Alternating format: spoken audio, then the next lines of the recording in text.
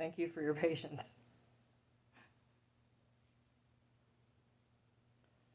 Oh my god, I hate this fucking iPad.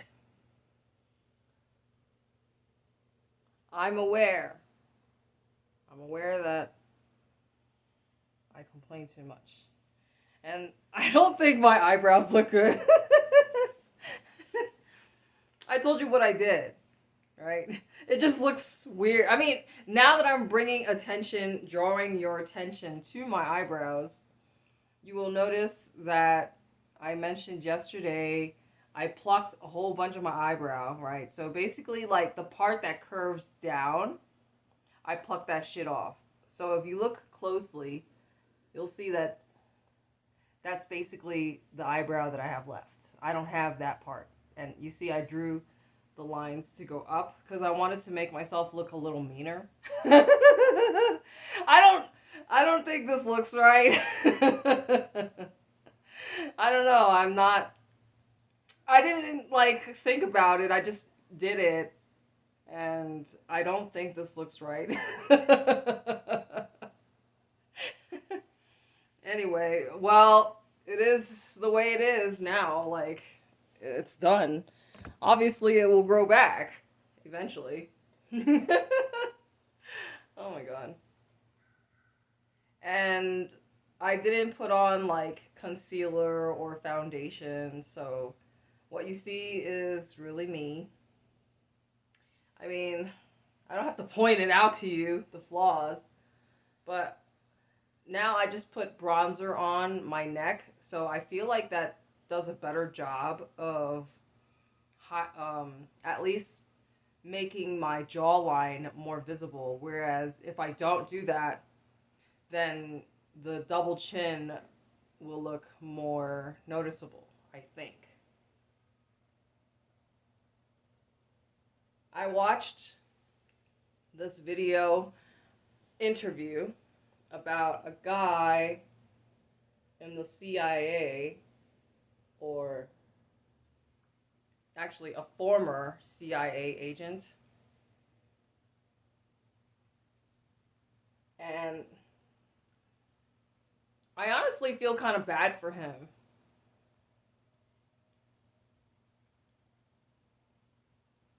I mean, you can tell that he suffered a lot. I mean, like all of us, we probably had some trauma at some point in our lives.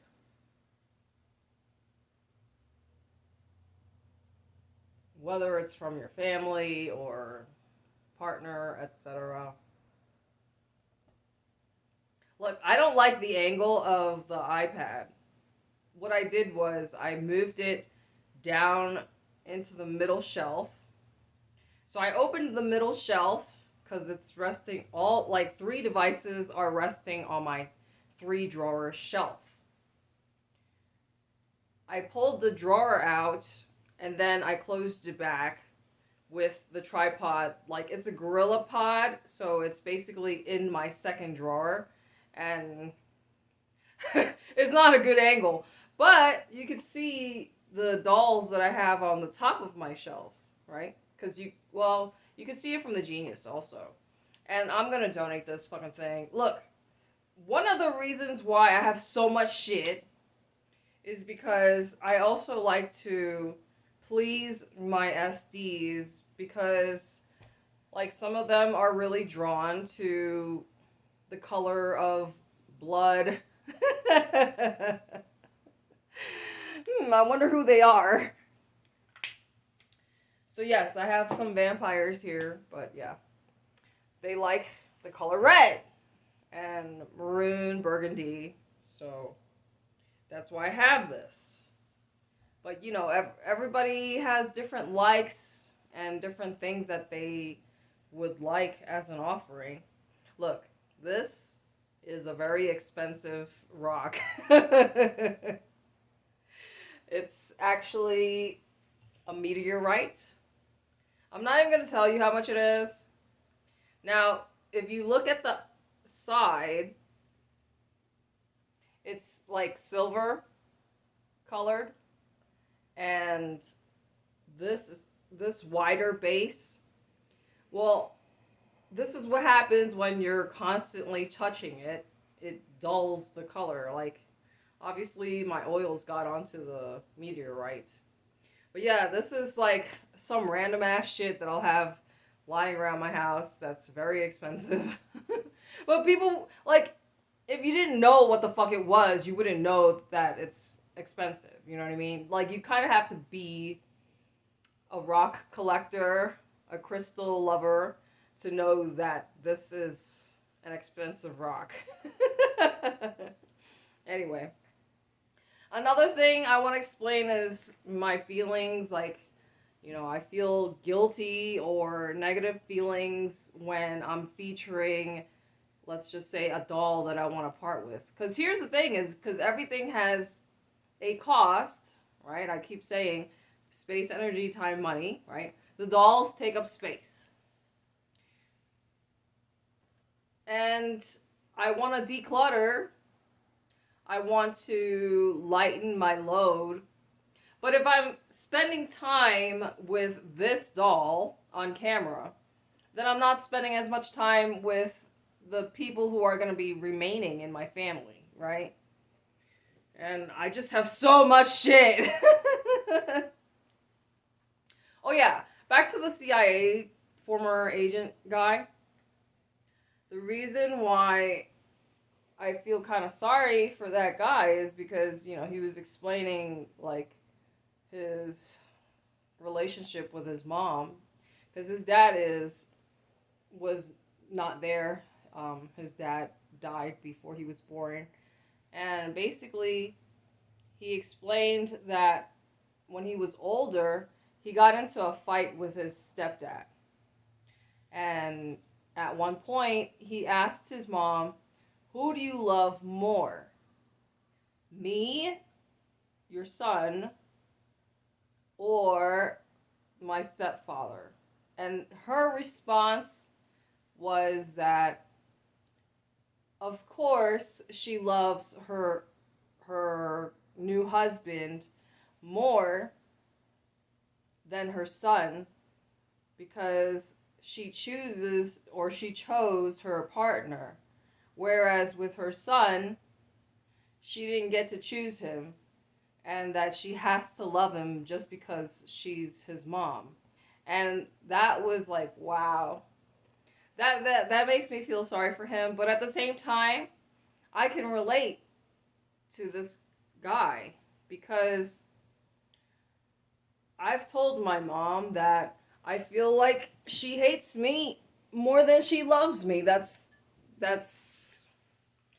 how I feel. I mean, you cannot change how I feel about. I mean, like, obviously there's a reason why I feel this way, and I told you, like, the way she talks, it's like every time I talk to her, it's like an argument. Like, she has to win at every argument because we're like lawyers fighting a court case. But yeah, I don't feel like I can trust, because the video that was in this interview was basically, they talked a lot about, like, liars, and basically he had a traumatic childhood, but in having been brought up the way he was, with, a good foundation to be a CIA agent, like, he was recruited by the CIA. But it wasn't until then that he realized that, he had a traumatizing, childhood. But he was a successful person, because he learned certain skills. And obviously you need to, like, be able to lie if you're going to be having a successful clandestine career in the CIA, right? So my point is, I do have, like, empathy, or I sympathize with this guy because I know what it feels like. One time, I'm sorry for like, you know, sharing such like depressing things, but like for you to understand what kind of person I am, it's like, when you study psychology, there's a lot of things. Look, it's already 10 and a half minutes, so I have to stop like two of the videos.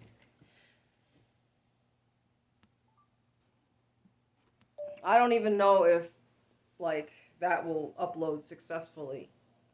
But in psychology, you learn that a lot of your life and your personality or your beliefs is shaped by your childhood. And one of the things that really put a damper on my psyche or my sense of self-worth, etc., is, when I came home to visit my family one time, this is after, like, I was in the military already. So this is while I was still on active duty. Look, I don't like that there's so much empty space above my head on this fucking camera. But anyway, I was home on leave, and somehow my mom told me that, like, I don't know what we were talking about, but I just remember her saying that she wanted to divorce my dad as soon as I was born. And my mom is really old school in the fact that in my culture, in Chinese culture, if you do not marry, I guess, by a certain age, then you're considered, like your worth or value as a woman, as a person, just goes down. And she came from a family, a big family, with a lot of other siblings. And the thing was that her younger sibling was getting married. And when this happened, she felt pressure to marry before her younger sibling. You understand? Because that was her set of beliefs at the time. And I have to also stop this camera because I know this is going to give me a hard time on YouTube. My point is, she didn't marry my father for love. If you ever ask her, like, why did she get married to my dad or why did she marry my father, she'll never say that she loves my father. It's just kind of fucked up, like, that a woman, like, if I was to think of or put myself in her shoes and to see my self-worth like that, it really sucks in my culture, in Chinese, Asian culture, right? Just feeling like, number one, number one, just being a female in like Asian culture, it's like your worth boils down to the fact that you as a person feel like a burden to your family because,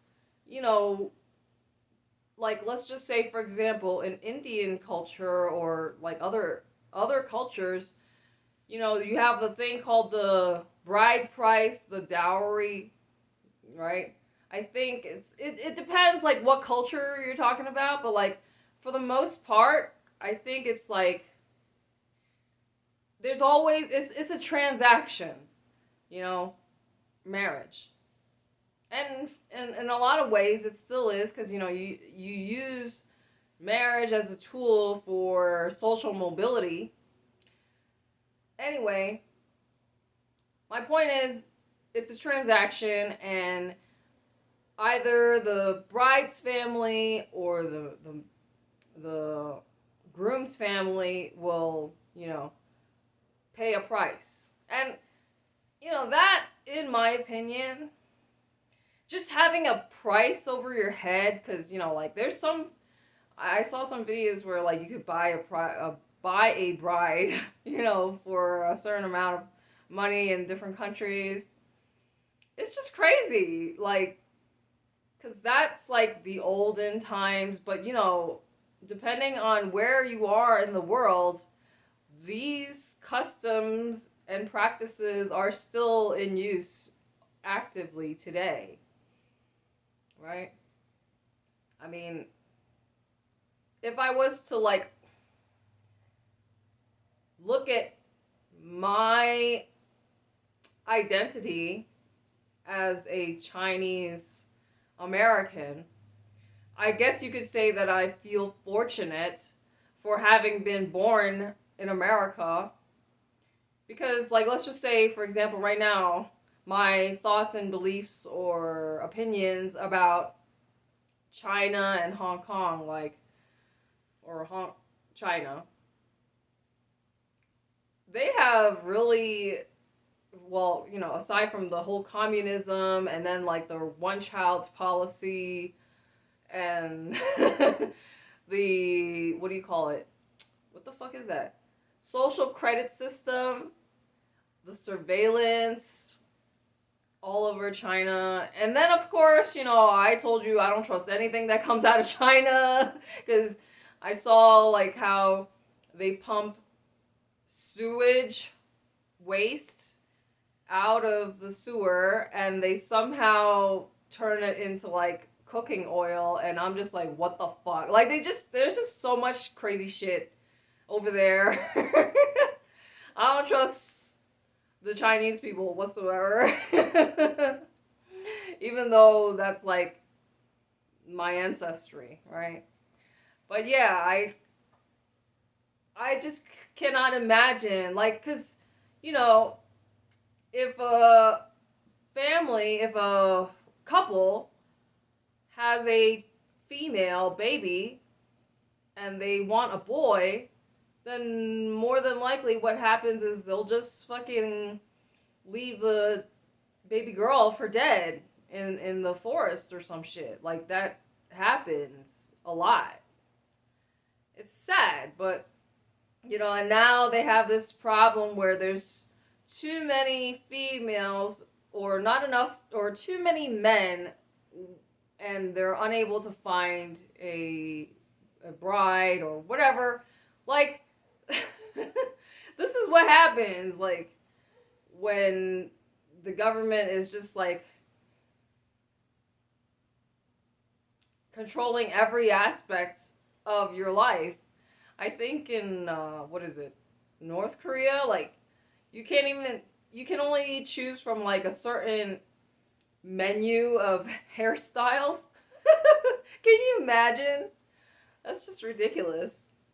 But anyway, so in a way I am grateful to be American. And I mean, if you think about it, this is simply only my mom's generation. Like, such a backwards way of thinking. But, and then so, like, obviously she has trauma that she's never gonna resolve. And it's like generational because obviously her mom treated her in such a way because my grandma's mom treated her poorly, or you know what I mean? Because my culture or my people don't value women, which is really sad. Um, but yeah, so I went off on a tangent, and I'm sorry, but I just wanted to explain these things because, you know, everything about, your beliefs and your upbringing shape your reality, your perspective, and your world. And I was just trying to explain to you, self-worth, right? So it's just like I recently said something to her that she said was hurtful, and I was like, well, I mean, you say hurtful things to me all the time, so I guess she doesn't like it when I give her a taste of her own medicine. But it's I'm just I to her it was hurtful, but like to me, I see it as me just like stating the facts, right? With the way she is, I simply said, I think you just want people to feel sorry for you because, like, there's people who, like, are Debbie Downers and they just want people to feel sorry for them. And I feel like my mom is one of those people. Like, she likes to manipulate you and pull at your heartstrings, etc. But yeah, this video is getting too long, so let me just stop the video. I don't want to be talking about such like negative, sad, depressing shit, but at the same time, I think it's good that you know where I'm coming from. Because, like, obviously, when I, like, heard my mom saying this, it was like, wow. Because basically, what she did was she is pointing at me, like, making me feel guilty. This is like my own self therapy, FYI. Making me feel guilty that she stayed with my dad all those years because of me. Not because, like, she loves my dad or anything. It's simply because she felt like it was her obligation because she's my mother. So, yeah. I told you my therapist, or Jill, that's her stage name, was saying that maybe, you know, subconsciously I'm drawn to toxic people because of my mom. Toxic, neglectful people, because my dad neglected me and my mom is just a psychopath. But yeah. So, yes, we all have certain things we need to work on. Like, I told you, I grew up agnostic, even though I went to church, a Catholic church, with my friend. I mean, I was a child, so I wasn't really paying attention. I just spent more time with my friend because I preferred hanging out with her instead of my own family.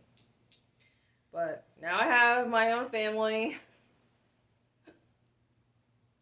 And yeah, it's crazy because, like, I care more about,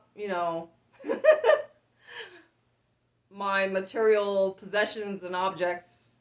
But, of course, there's a spirit attached to these objects, a dead person. And I see them as my family. Anyway, let me just stop this video because it's getting a little bit too long.